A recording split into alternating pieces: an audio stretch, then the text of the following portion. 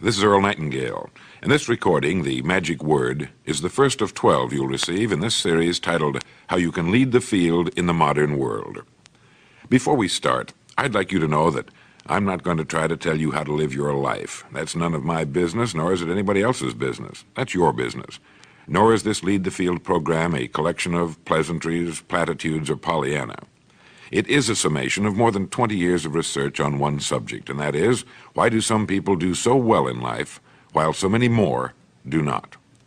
And the first thing let's talk about is the magic word. The experts call it the most important word as far as the results we get from life are concerned in this or any other language, and that word is attitude. It is our attitude toward life which will determine life's attitude toward us. Let's face the fact honestly that we shape our own lives, and the shapes of them will be determined by our attitudes. A person with a poor attitude toward learning, for example, isn't going to learn much until he changes his attitude. If we take the attitude that we cannot do something, we generally will not do it. An attitude of failure, and we're whipped before we start. So we know then that what we receive from life, what we accomplish or fail to accomplish, is due in large measure to our overall attitude. William James of Harvard University put it this way: "The greatest discovery of my generation is that human beings can alter their lives by altering their attitudes of mind." And isn't it wonderful that we have this measure of control? Before we start talking about our attitude toward the world, let's talk about our attitude toward ourselves, since it is the attitude we take toward ourselves which determines our attitude toward the world. Now, right here we come to a rather strange fact. We're so familiar with ourselves, we tend to take ourselves for granted. We tend to minimize the things we can accomplish, the goals we can reach, and for some equally strange reason, believe others can accomplish things in our field which we cannot. There are literally millions of human beings living narrow, darkened, frustrated lives, living defensively, simply because they take a defensive, doubtful attitude toward themselves, and as a result, toward life in general. Many people are suspicious of and oppose change, yet change is the one thing in life on which we can absolutely count. People who stay young all the years of their lives not only welcome change, but see it for what it really is: new opportunity, new chances for further fulfillment. Attitude is a reflection, a result of a person's will. It is incalculably powerful. It can bring about marvelous results for us, but we need to train it patiently, day by day. Now let's talk about the attitudes of people who are successful. The top 5% of the people who go sailing through life from one success to another, and who, even when they fail at something, shrug it off and head right out again. No matter who the person is or what he does, men and women in sales, business executives, people in all the professions, wives and mothers, students, top people in the armed forces, public servants, men and women in the service of religion, working men and women in all fields of endeavor, wherever you find a person doing an outstanding job and getting outstanding results, you will find a person with the right kind of attitude. These people take the attitude toward themselves that they can accomplish what they set out to accomplish, that there's no good reason on earth why they can't be competent, successful.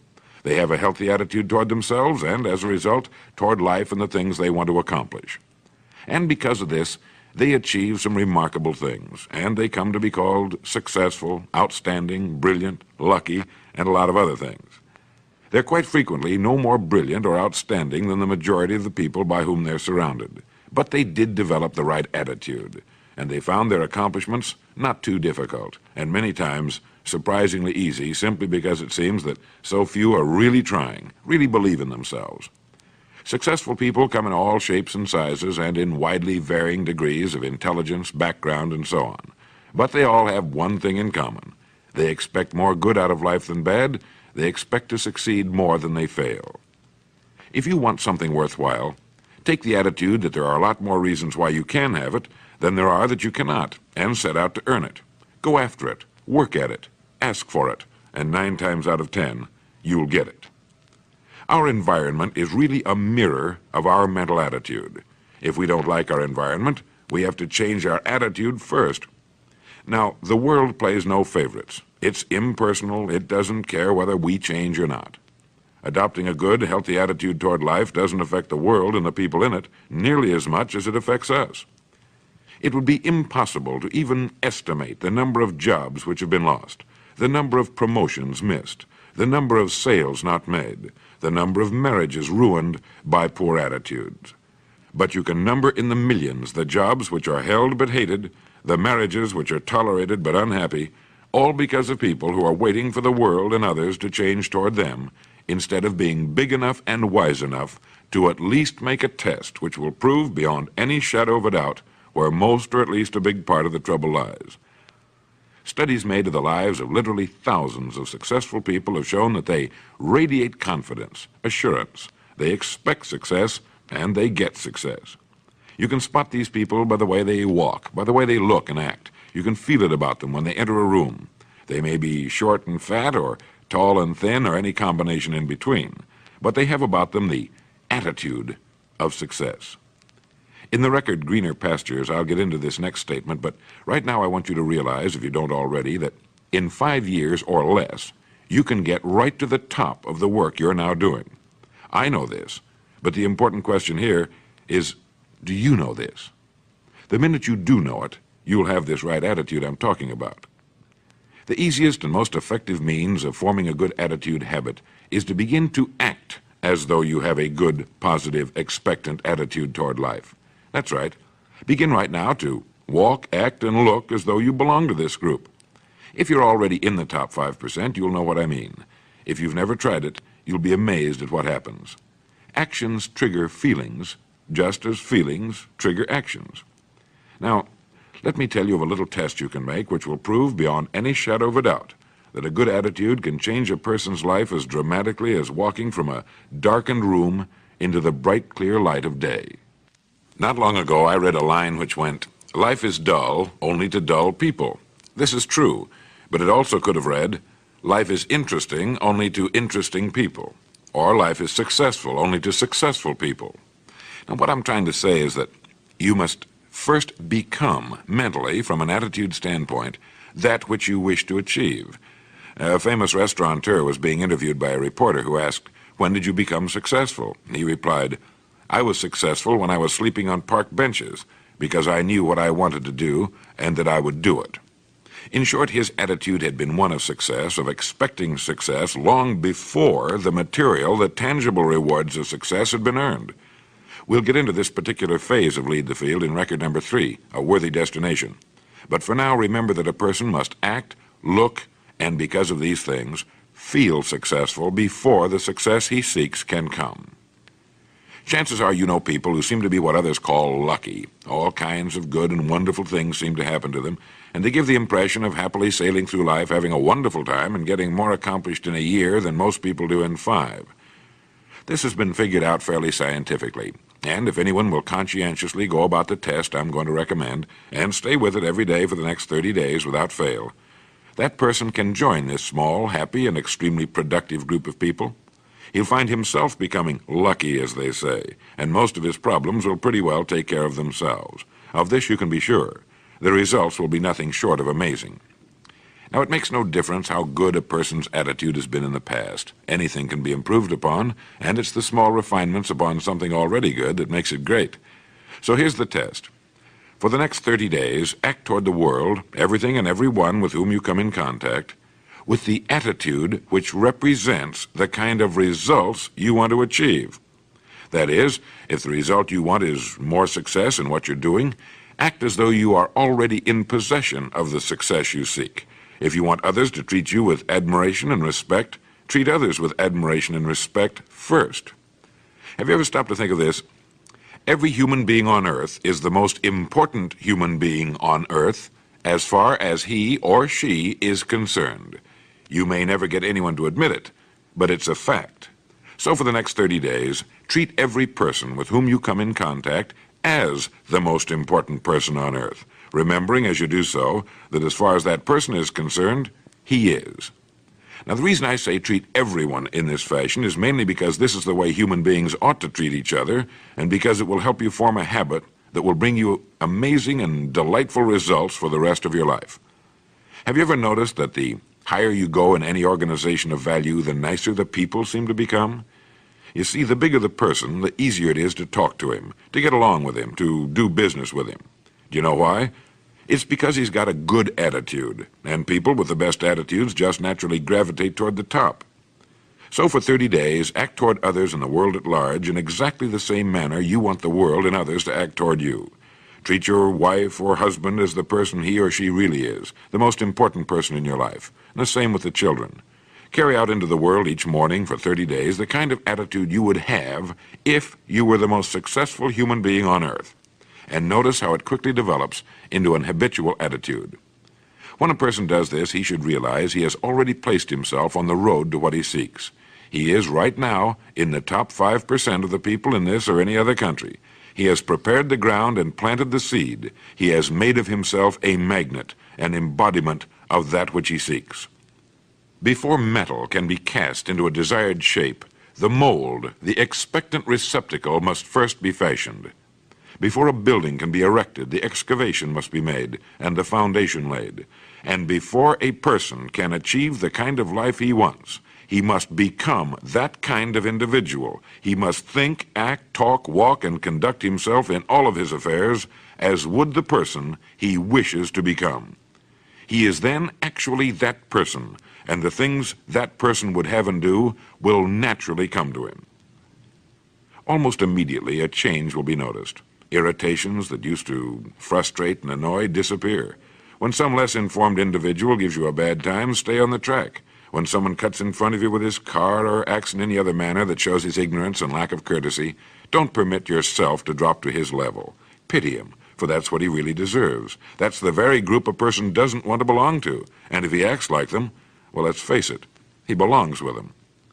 There's nothing in the world that men, women, and children want and need more than the feeling that they're important, that they're needed and respected. They will give their love, their affection, their respect, and their business to the person who fills this need. So the magic word is attitude. And in summing up, a few points to keep in mind. 1, it is our attitude at the beginning of a task which, more than anything else, will affect its successful outcome. 2, it is our attitude toward life which determines life's attitude toward us. 3, we are interdependent. It is impossible to succeed without others, and it is our attitude toward others which will determine their attitude toward us. 4, before a person can achieve the kind of life he wants, he must become that kind of individual. He must think, act, talk, walk, and conduct himself in all of his affairs as would the person he wishes to become. 5, the higher you go in any organization of value, the better will be the attitude you'll find. 6, your mind can hold only one thought at a time, and since there's nothing at all to be gained by being negative, be positive. 7, the deepest craving of human beings is to be needed, to feel important, to be appreciated. Give it to them, and they'll return it to you. 8, look for the best in new ideas. As someone said, I've never met a person I couldn't learn something from. 9, don't waste valuable time broadcasting personal problems. It probably won't help you. It cannot help others. 10, don't talk about your health unless it's good. 11, radiate the attitude of well-being, of confidence, of a person who knows where he's going. This will inspire those around you, and you'll find good things will begin happening to you. And 12, lastly, for the next 30 days, treat everyone with whom you come in contact as the most important person on earth. If you'll do this for 30 days, you'll do it for the rest of your life. In the next recording, I'll talk to you about greener pastures. But now in closing, remember the words of Walter Dill Scott of Northwestern University. Success or failure in any undertaking is caused more by the mental attitude even than by mental capacities.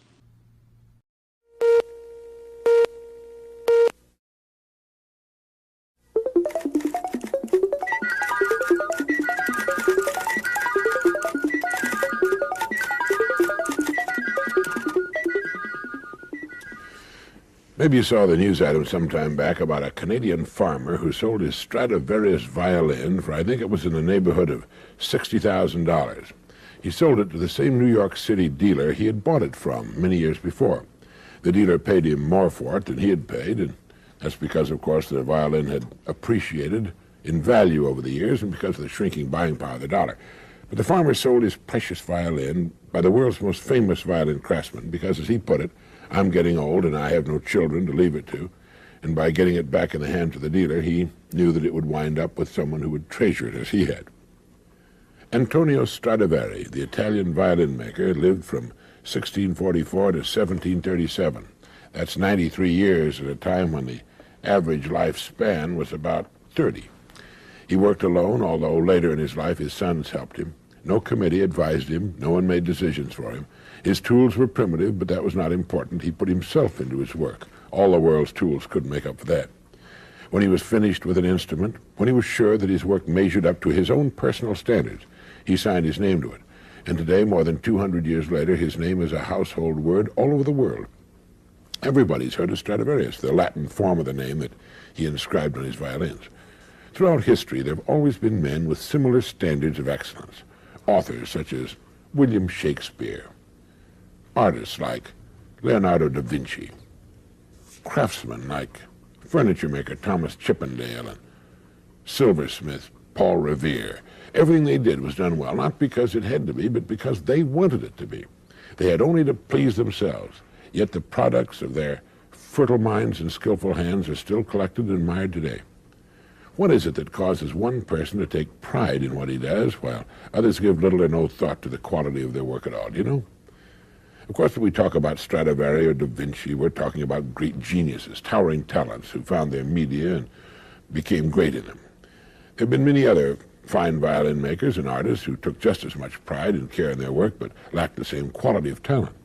There are even today many thousands of craftsmen who will not turn out shoddy work and who are proud to sign their names to their creations. They're in the minority, perhaps. They've always been in the minority. But the respect for quality never changes. It still commands the highest price. It's still revered wherever we find it. And the person creating it has gained for himself two precious assets.